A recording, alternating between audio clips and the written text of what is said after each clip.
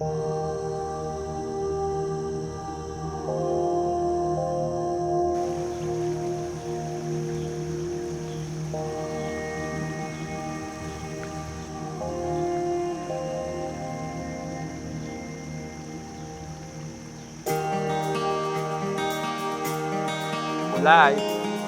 starts basically in this river, in the woods.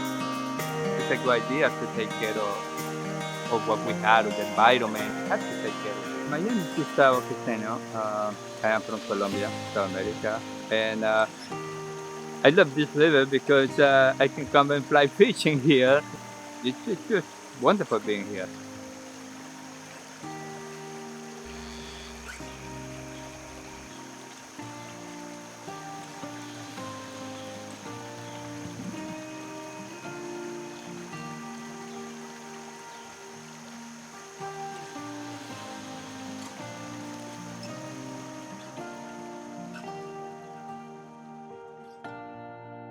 This is a stream that's really important to me and my family.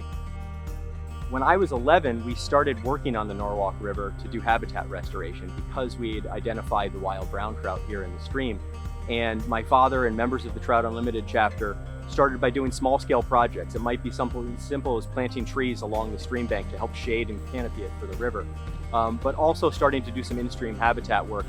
What we saw over the years as we were doing this work was that we were getting better response rates from these wild trout, that they were holding over better, that they were reproducing better, that the population was growing, but it still wasn't enough. This river is really like many of the suburban streams that we have throughout America. It's kind of always on the brink of collapse because of all the threats and damages that are being caused to it by the man-made activity. If you think back 300 years ago, every time it rained, the water would soak into the forest, soak into the fields, and slowly make its way to the river. The forest and fields would cool the water as it carried it down to the river. They would clean it, filtering it through their roots. Over time, first through agriculture, then through industry, and now through more residential and commercial development, we've lost that protected buffer along the river. And so it's starting to show the signs of that wear and tear. It's almost like a death by 1,000 cuts.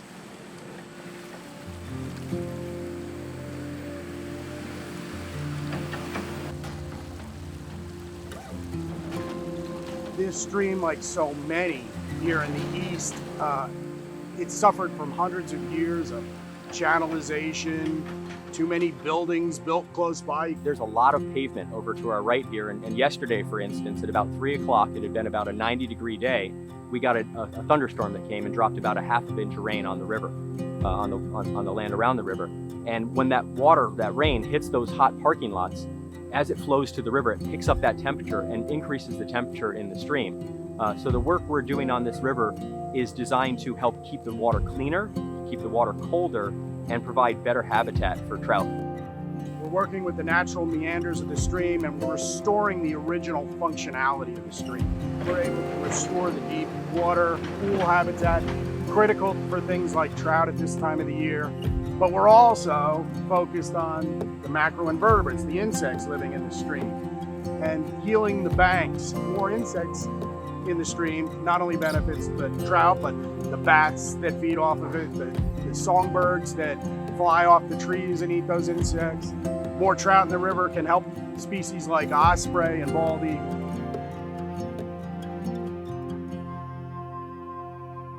Taking care of the river, the fish are going to be better, going to be healthier. We take care of nature. It's going to be a lot better for the human.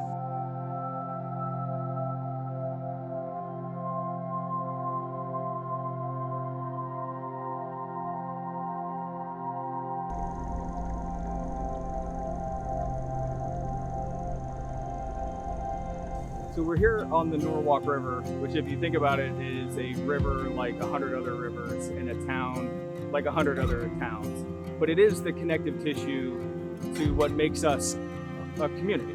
Personally, this is the way I connected to the town. This was the place where I got acclimated to the community. This is where I met friends. As a town, a lot of our events centered around the Norwalk River. It's always been a constant backdrop. It became a place where I could bring my children we could enjoy time fishing or walking or just sitting and spending time in nature. We've really accomplished a lot, not just over the course of the last month, but over the course of the last 25 years. And that 25 years has built up a momentum to really push us over the edge. And that's what we're trying to do here, is to really make a permanent, lasting difference. If we don't do our part now, we kind of stifle future generations and their ability to find passion in this river, to find passion in this place, and to find community here. And from that, they can take it to the next level.